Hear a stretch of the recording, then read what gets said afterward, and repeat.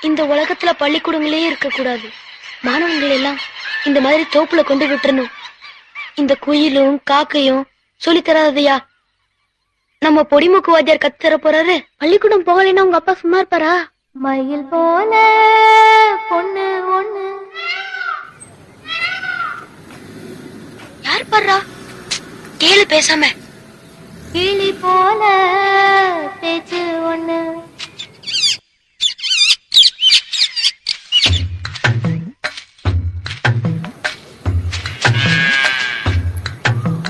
மயில் போல பொண்ணு ஒண்ணு. கிளி போல